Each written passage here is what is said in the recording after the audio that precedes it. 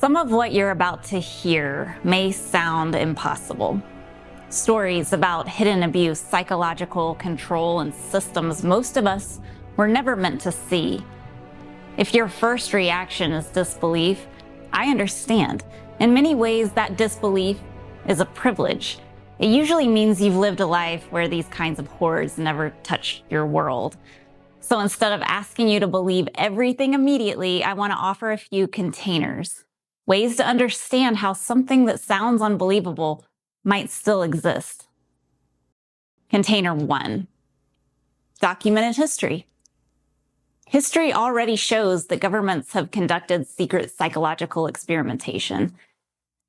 Journalist Stephen Kinzer, in his book Poisoner in Chief, documents the CIA mind control program known as Project MK Ultra. Universities, hospitals, and laboratories were involved. Many experiments were conducted on adults without their knowledge or consent. After World War II, the United States also recruited scientists connected to the Nazi regime through Operation Paperclip. This is not speculation. Congressional investigations confirmed that these programs existed. So the first container is simple. Secret human experimentation has happened before. I'm just as nervous as hell talking about this. Okay. Now container 2, trauma and memory. The second container is trauma science. Psychologists have long documented what are sometimes called flashbulb memories. When something intensely traumatic happens, the brain can encode the moment with extraordinary clarity. For instance, do you remember exactly where you were during the September 11th attacks? Or for earlier generations, do you remember hearing that Martin Luther King Jr. had been assassinated or JFK? Trauma locks memory into the body and the brain. That's why survivor testimony can sometimes contain vivid recollections, even decades later. Moving on to container 3, survivor testimony.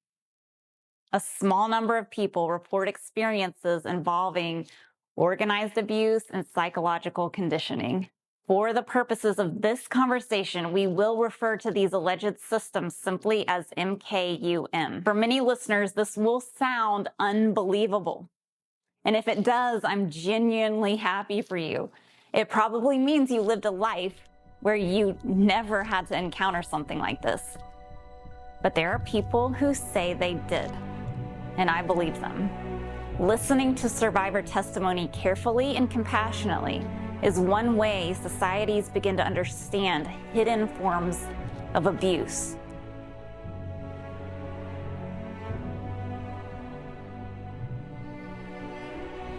It would do major damage to the intelligence community if they knew that they had experimented on children. Universities, hospitals, and laboratories were involved. The adults say they can kind of get away with, but even though and the UN took testimony when it came out of the Official Secrets Act in 2015 as a human rights violation, but I and some other MK Ultra Monarch adult survivors didn't come out at that time. It's a bit of a risk. The people who perpetrate that have a long reach, and the government doesn't want people to know. So I'm taking a risk just speaking about it now, but it needs to be spoken about. So if we can't all stop being divided, how they're trying to manipulate us, and just focus on creating a safe world for children and acknowledging that this has been happening for a really long time. And I don't want anybody offended because I'm using the word God, whatever higher power, that sense that you want in this. And part of my healing route and the messages that came to me were through Christianity, because that's the way that I was brought up. And I've been diving very deeply into Christianity for the last 5 years to help me heal from the crucifixion I experienced when I was 4.5. But I've also worshiped with my friends in all their places of worship. I've been to Hindu temples and, Islamic mosques. And what I find is of God and good, we agree 95%. I don't focus on the 5%. Why are you wearing gloves, though? I'm wearing gloves because I had these experiences for the first 12 years of my life. So as a toddler, I had a very high level torture and trafficking. It was in a South American country, and Nazi officers had retired there and were involved in that process. And then I was picked back up when I was about 12, sold actually by my father into the MK Ultra Monarch program. There's a direct line between satanic ritual abuse and the MK Ultra Monarch program. The Monarch is the subset of MK Ultra where they were experimenting on children. I'm an adult survivor. 90% of us were dead by our 20s in that program. And when a person is tortured from an early age, I guess the torture at any time, the body protects itself by burying the veins, getting the veins as far away from the surface of the body as possible. So I still have very cold hands and feet, even at my age, and all the healing I've done. They actually also trained me how to submerge my veins and stuff as part of the torture so that I could take more pain. A lot of times, people that are torturing, they don't want to hear the torture. They don't want to hear the crying. In fact, they tend to kill children who cry. And I stayed alive because I never cried and I never begged for my life. For instance, when I started, going to hospitals or having my blood drawn, I had to tell them where my veins were. They had, I'd say dive at a 45-degree angle at this freckle and you'll find my vein. I do traditional Chinese medicine, which has done incredible healing over the past 12 years. It's healed broken floating bones, and I have, hairline fractures over most of my body, much less the suicidal depression, the fibromyalgia, the chronic fatigue. I mean, I had a list of diagnoses. 12 years ago, I was dying. Every system in my body was shutting down, and I shifted away from Western medicine and all the medications they were giving me, and have done great healing. So they were doing mind control experiments. The MK Ultra took place from 1955 to 1965. And it happened to me in 65. I was at the tail end of it. The Russians, the Koreans, the Chinese, even during World War II, were doing mind control experiments with drugs to manipulate people. In fact, they know now that the kamikaze suicide pilots were heavily mind controlled and hopped up on meth and stuff like that to do what they did. So the U.S. was wanting to compete with the Russians, and part of it was they were doing psychic experiments. Bending spoons. They were also trying to create Manchurian candidates. They were trying to do mind control. There's a lot of drugs, but because of these people are so weird and twisted, and part of SRA, there was a lot of sex stuff involved too. I'm just as nervous as hell talking about this. They of course did a lot of implanting of post-hypnotic blocks. Luckily, the counselor I had, we worked for years to remove those post-hypnotic blocks, because it's very dangerous to dismantle them. So, and I'm just going to talk, and I'll be jumping into it. I've never talked in front of a camera about this. So it's okay. Literally stop whenever. Okay, I need to go on. I think I need to talk about it, but I just need to admit that it's really tough for me, because it's pretty terrible what they did. So the Russians are involved, Chinese. They just everything modern science knew how to control and manipulate and hurt a human being. I experienced in this, and the monarch, it's about heads of state. Monarch. That's why I call it monarch.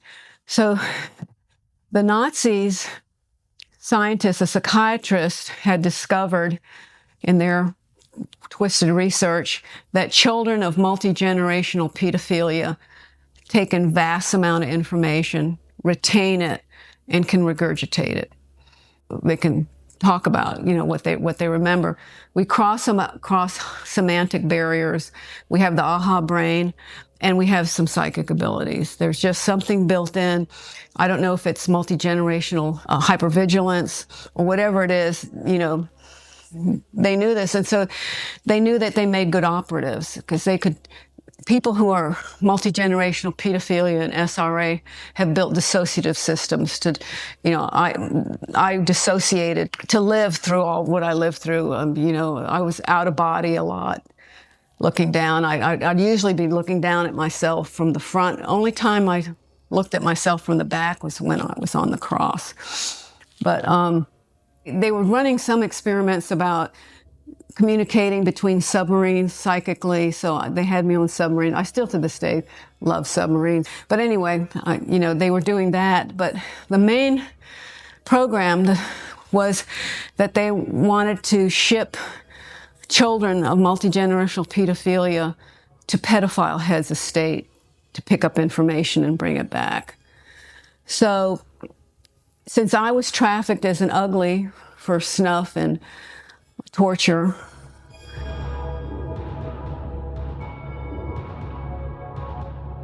they basically tortured me, raped and tortured me. They subcontracted DynCorp to rape and torture me. So I was supposed to be picking up the information. So they would have me strapped in a chair, with my arms tied down. And of course, it was before TV and stuff, so they'd have stuff on screen. There was a keyboard in front of me, and they would put information up, flash it up, words and images and stuff, just for a second, because I also have a very high ability to scan quickly. I could actually see subliminal advertising on TV. I could scan that quickly, because it's like it refreshes 591 lines in a second or whatever. So anyway, they would have stuff on a screen or a piece of paper, and they kept ramping my speed reading ability. You sub-vocalize so you can pick up more information, a second and a half per side, and I had to have 95% comprehension on it. So they used the torture and the building up the pain threshold because they knew that these pedophile heads of state would be doing their torture, rape, and pedophilia, and then I was supposed to pick up and retain any conversation, supposed to pick up anything I saw on a piece of paper, not show on my face that I had any knowledge that I was picking up information, that I could hear or understand anything they were saying while I was being tortured and raped. So one of the ways they did this, because I don't always remember all of it, but I was strapped in a chair, and they had a board, and they would lift my arm, and they repeatedly broke my arm. And I've had x-rays done, and they can see the levels of fracture.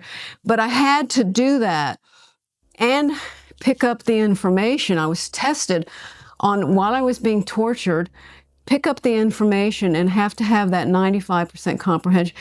To this day, I still can't stand typing. Even texting's hard for me. I never learned how to type. I'm like two-finger type it. I can't stand it because I had to hit, and have things come up and match and stuff like that. And then if I wasn't doing it well, if I wasn't doing it right with the 95% comprehension as they were breaking this arm, they would torture my other side. And they also would do things like, put the pins under there into my nipples. They could do it where you couldn't see it. They were into my ears. And I do remember sometimes lying on the floor being raped. They weren't raping me themselves, but they'd be raping me with objects. And I still, somebody would walk by and say something. I had to if I even showed the slightest thing that I knew what was happening, then I would be punished even more. I mean, they were trying to get it so I could just be this torture sex object and pick up the information. And then I was, we were trained with series of numbers, how would we get the information back. And I'll talk about this later, but I've actually met a torturer. I just put it out to God that I wanted to meet a torturer to understand. And I met a man walking at a nearby park 3 times, and he had been subcontracted to torture. He was, a patriot in the sense that he had an unbroken line from the Revolutionary War in his family, as in the military. But then he was hired by DynCorp to torture and assassinate. And so I know the whole process. I've talked to veterans. I know what they do. And I had compassion for him. I was able to have compassion for him. And I mean, thank God. I mean, the fact that I even said to God, I'd like to meet a torturer. I didn't say it to him. I just must have put the intent out there. Mm-hmm. And so, we met a couple of times and talked. But the amazing thing was the same company.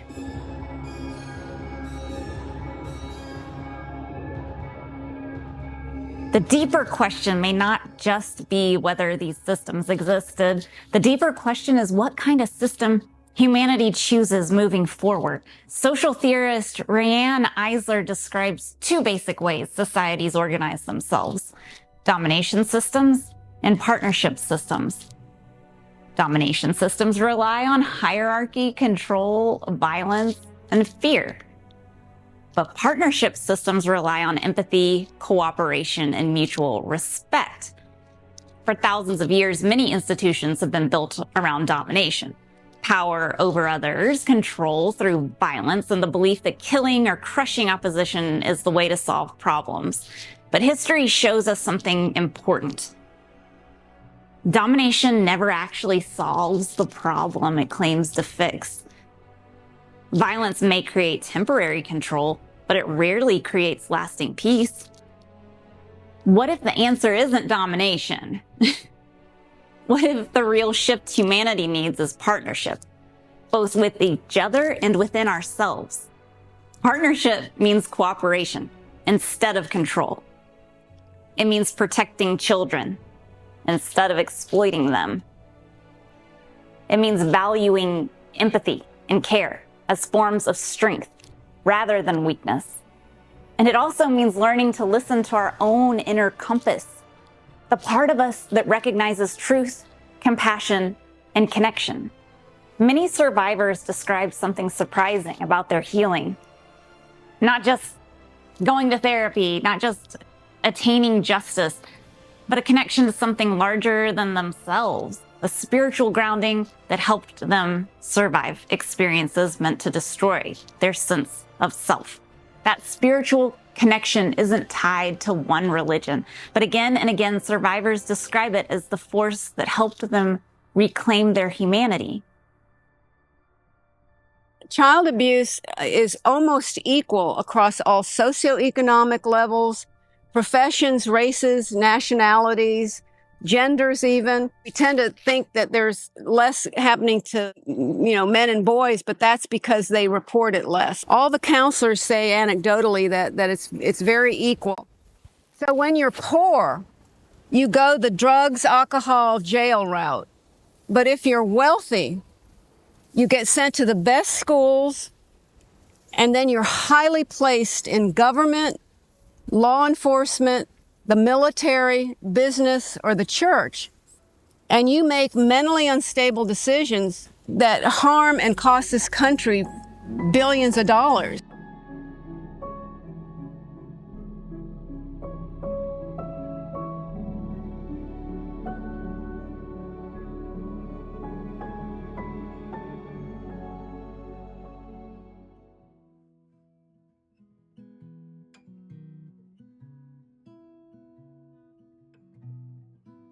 When the horrendous flashbacks of MKUM came flooding out of me, it was a very intense physical, emotional, and spiritual release. I was coughing, choking, gasping, gagging. I was screaming. My heart was racing. I felt sick to my stomach. I was trying not to vomit. My counselor was weeping. I still couldn't cry. They had so programmed me not to cry. Even with all the turmoil I was going through, reliving the horror, deep down inside of me, there was a place of peace, an oasis of serenity, because I suddenly realized that I had no hate in my heart. It was so wonderful to have no hate in my heart, to be free and light, even with all they had done. Psalm 34:14 says, "Turn away from evil and do good. Seek peace and pursue it. Do not seek revenge. Trust God to bring justice." Please know to the core of your being that the people who commit extreme wrongdoing receive retribution. With all their wealth and power, they are sad, scared, deeply wounded people, and their lives are empty of love and respect and all the wonderful things that make life so rich for people who are on the right track. Family, friends, and all the simple pleasures of life that are free. God will my shield and portion be, as long